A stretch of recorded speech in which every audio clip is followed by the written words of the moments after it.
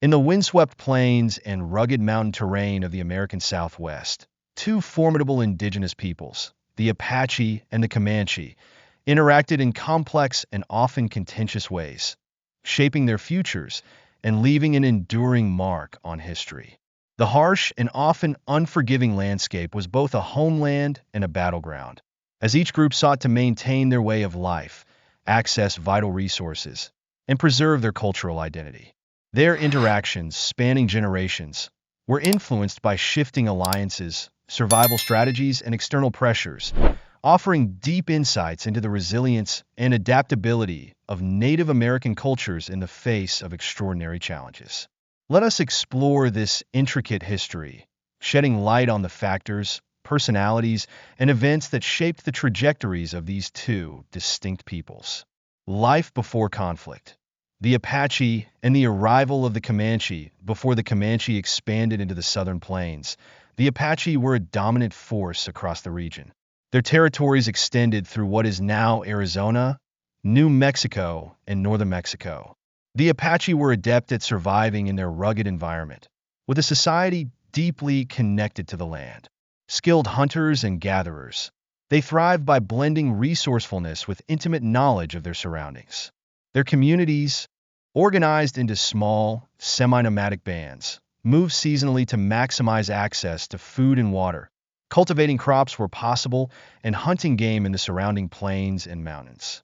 The Apache approach to warfare reflected their broader survival strategies, focused more on defense than aggression. Their raids and battles were often aimed at safeguarding their families and resources from encroaching threats, whether from neighboring tribes or later from Spanish, Mexican, and American settlers. However, the Apache's relatively stable existence faced significant disruption with the arrival of the Comanche, a group whose mastery of horse culture enabled rapid expansion and domination across the plains. The Comanche, originally part of the Shoshone people, began migrating southward in the late 17th century after acquiring horses from the Spanish. Their arrival on the southern plains marked a dramatic shift in the balance of power. The Comanche's mobility, coupled with their skilled use of horses in warfare and hunting, allowed them to dominate the plains, transforming the region's dynamics. The Apache, who previously enjoyed relative autonomy in the area, found themselves facing a formidable new challenge that would test their resilience and adaptability in unforeseen ways. From the north came a group whose influence would permanently reshape the dynamics of the American Southwest, the Comanche. Originally part of the Shoshone people of the northern Rocky Mountains, the Comanche began migrating southward in the late 17th century. This migration was catalyzed by a transformative development, the acquisition of horses. Introduced by Spanish explorers in the early 1500s, horses spread across the continent, revolutionizing the way of life for indigenous peoples. For the Comanche, however, the horse was not merely a tool, but a catalyst that redefined their society. The horse revolution, the Comanche's strategic advantage. While many tribes adopted horses, the Comanche elevated horsemanship to an art form and a strategic advantage. For them, horses were central to every aspect of life, from hunting and transportation to trade and warfare. Their unparalleled skill in riding and training horses allowed them to dominate the southern Great Plains, turning the vast, open landscapes into a stage for their mobility and military prowess. Mounted warriors could traverse immense distances rapidly, exploiting the geography to their advantage and striking where their enemies least expected. The Comanche did not simply incorporate horses into their pre-existing way of life. They rebuilt their society around the power of these animals. This integration gave them the capacity to conduct far-reaching raids, hunt buffalo with unprecedented efficiency, and expand their influence over large territories. The horse became a symbol of Comanche's strength and innovation, particularly in their rivalry with the Apache. Apache versus Comanche.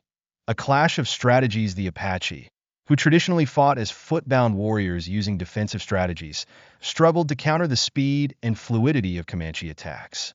The Comanche's mounted raids often struck deep into Apache territory, overwhelming settlements before defenders could react. By the early 1700s, The Comanche had become a dominant horse-riding culture, their warfare defined by swift, coordinated assaults that combined tactical expertise with psychological impact. The sight of a Comanche war band thundering across the plains instilled fear in their adversaries, further enhancing their advantage. The horse not only transformed Comanche warfare, but also solidified their reputation as one of the most formidable powers in the region. This mastery of the horse allowed them to dominate trade routes, control key resources, and challenge the territorial claims of other indigenous groups and European colonists alike. For the Apache, the arrival of the Comanche and their horse revolution marked a turning point that required adaptation and resilience in the face of a new, dynamic threat. Comanche warriors rode into battle with extraordinary skill, guiding their horses with their knees while firing arrows or hurling lances with deadly precision. On the open plains, this mastery of mounted combat rendered them nearly unstoppable. Their ability to attack from a distance, striking with speed, and retreating before their enemies could mount an effective counterattack, exemplified their dominance in open field warfare. Strategies and tactics. A clash of warfare styles. The conflict between the Apache and the Comanche was not merely a clash of cultures, but a collision of military strategies shaped by their environments. The Comanche thrived in open plains warfare, leveraging their speed and mobility in swift, mounted raids. Their strategy emphasized shock and destruction, often striking Apache settlements at dawn or dusk when they were most vulnerable.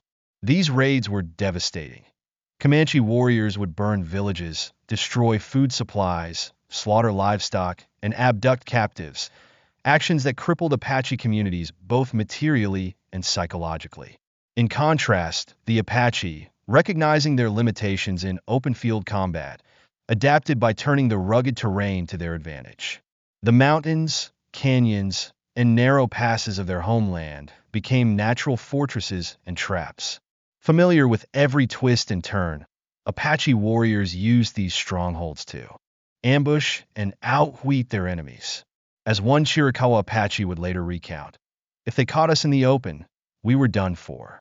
But usually, we led them into the canyons where we took what they had." The Apache's defensive warfare relied on superior knowledge of their environment and their ability to lure Comanche forces into treacherous terrain. There, the speed and mobility of Comanche cavalry were neutralized, allowing the Apache to strike decisively and then disappear into the landscape. Apache defensiveness versus Comanche offensiveness. While the Comanche excelled in large-scale, high-mobility operations, the Apache emphasized strategic cunning and adaptability. Apache warriors often focused on survival and the protection of their people, rather than on expanding their territory. When possible, they avoided open confrontation with the Comanche, preferring instead to fight on their own terms and in terrain where they held the advantage. The Comanche, on the other hand, carried out raids with devastating precision, targeting the lifeblood of Apache communities. By destroying food supplies and livestock, they aimed to undermine the Apache's ability to sustain themselves. Captives taken during these raids were often used as bargaining chips in trade, as labor, or even integrated into Comanche society, further exemplifying the calculated efficiency of Comanche warfare. The unyielding rivalry, this fundamental difference in tactics, the Comanche's offensive dominance on the plains and the Apache's defensive expertise in rugged terrain, defined their centuries-long rivalry. Each group exploited its strengths while attempting to mitigate its weaknesses, creating a dynamic and deadly struggle for survival and supremacy in the unforgiving landscapes of the American Southwest. The Comanche targeted Apache women and children as part of their strategy, enslaving captives or selling them to European traders. This practice was not only an economic tool, but also a psychological weapon, further eroding Apache morale and resources. The loss of future generations and valuable labor weakened Apache communities, compounding the effects of relentless raids and territorial pressure. Unity in organization, strength in numbers. A critical difference between the Apache and Comanche lay in their societal structures and capacity for coordination. Apache society was divided into multiple semi-autonomous bands, which often operated independently. While this decentralized organization was advantageous for survival in a harsh environment, it made large-scale coordination against common threats challenging. Apache settlements were small, semi-nomadic, and dispersed, allowing for greater adaptability but also increasing vulnerability to larger, more cohesive forces. The Comanche, by contrast, demonstrated a remarkable ability to unite when faced with a common threat or opportunity. Their societal structure allowed for collective decision-making and effective coordination across bands. Historian Charles L. Kenner noted that the Comanche's cohesion and discipline were among their greatest strengths, enabling them to field larger, more organized forces against the Apache. This unity gave the Comanche a decisive edge in prolonged conflicts. European allies and advanced technology. The Comanche also capitalized on alliances with European settlers, particularly the French, to secure firearms, ammunition, and other resources. These strategic partnerships provided a technological advantage, transforming the Comanche into a formidable force equipped with both mobility and firepower. The Comanche maintained strong trade connections with the Wichita and Caddo tribes, which serve as intermediaries for French goods from Louisiana. In contrast, the Apache, geographically distant from major European trading hubs and embroiled in rivalries with neighboring tribes, had limited access to firearms. This disparity placed the Apache at a significant disadvantage, as they faced Comanche warriors who could now strike not only with speed but also with superior weaponry. Raiding as warfare. Economic and psychological impact. The Comanche were master raiders, employing raids not just as acts of warfare, but as a deliberate economic and psychological strategy. By targeting Apache villages, the Comanche disrupted food supplies, burned homes, and destroyed livestock. These raids often occurred at night, with Comanche warriors striking swiftly and vanishing into the plains by dawn. The relentless nature of these attacks forced Apache communities to abandon their farms and relocate to less productive, safer areas, undermining their agricultural stability. Captives taken during these raids, often women and children, were enslaved or sold, further weakening Apache communities by depriving them of labor and future generations.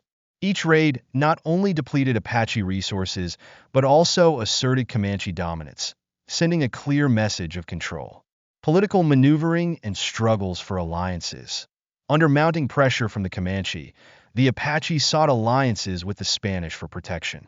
In the mid-1700s, Apache leaders traveled to San Antonio, Texas, to meet with Spanish missionaries, laying down their weapons in a symbolic plea for assistance. However, the fragmented nature of Apache society complicated these efforts. While some bands sought Spanish support, others resisted cooperation, continuing conflicts with settlers and neighboring tribes. The Spanish response to the Apache's plea was cautious. Already navigating relations with the Comanche, Spanish officials sought to mediate peace between the two groups to protect their own settlements. In 1786, Juan Bautista de Anza, the governor of New Mexico, brokered a peace agreement with several Comanche bands. This accord granted the Comanche access to Spanish markets in exchange for halting raids on Spanish settlements. However, the agreement came at a steep cost to the Apache. The Spanish-Comanche alliance included a commitment to target the Lipan Apache, further marginalizing Apache groups and forcing them to relocate southward. By aligning themselves with the Comanche, the Spanish effectively endorsed Comanche dominance, isolating the Apache and consolidating Comanche power in the region. The legacy of the rivalry, this dynamic of Comanche cohesion, technological advantage, and strategic alliances against the fragmented and resource-limited Apache illustrates the factors that shaped the rivalry and its outcomes. The struggle left a lasting impact on the region's history, highlighting the complex interplay of indigenous strategies, European influence, and the relentless pursuit of survival and dominance in a contested landscape. Betrayals, raids, and tragedies. The bitter cost of rivalry. The rivalry between the Apache and Comanche was marked by betrayals, shifting alliances, and deep-seated animosity. Each side sought to assert dominance, and countless lives were lost in battles that were as personal as they were territorial. One of the most significant conflicts, The Battle of 1723 along the Rio de Fierro showcased the brutal intensity of their rivalry. This 9-day clash epitomized the relentless struggle for survival, as both sides engaged in bloody encounters with unwavering resolve. Perhaps the most symbolic confrontation occurred in 1763 near Pecos Pueblo, where a small band of Comanche warriors ambushed a larger Apache party. Despite being vastly outnumbered, the Comanche fought to the last man, refusing to retreat or surrender. This act of defiance underscored the Comanches' cultural pride and their refusal to yield, even in the face of overwhelming odds. For the Apache, such battles tested their endurance and reaffirmed their hope that their defensive strategies might ultimately wear down their formidable rivals. Legacy and resilience. The lasting impact of the Apache-Comanche conflict. By the mid-1800s, the arrival of American settlers introduced new challenges that would irrevocably alter the trajectories of both the Apache and Comanche. The expansion of the United States and the enforcement of policies such as forced relocation to reservations eroded their cultural autonomy and dismantled their traditional ways of life. Yet, the legacy of their rivalry endures in the cultural memory and histories of both tribes. Today, descendants of the Apache and Comanche honor the resilience and strength of their ancestors, preserving stories of the epic clashes that defined their identities. The Apache, once masters of survival in the mountains and canyons, now live across regions in Arizona, New Mexico, and parts of northern Mexico. The Comanche, celebrated for their legendary horsemanship, primarily reside in Oklahoma, where they continue to honor the traditions of their warrior ancestors. A testament to resilience, the Apache-Comanche rivalry was far more than a series of conflicts. It was a testament to the complex relationships between indigenous tribes and the unforgiving landscapes that shaped their destinies. Their struggle for survival revealed a profound connection to the land, an unyielding determination to protect their people, and an enduring spirit that remains an inspiration to this day. Both tribes, though irrevocably altered by historical events, demonstrated remarkable resilience in the face of overwhelming odds. Their legacy serves as a reminder of a time when two powerful cultures fought not just for land or resources, but for the survival of their way of life.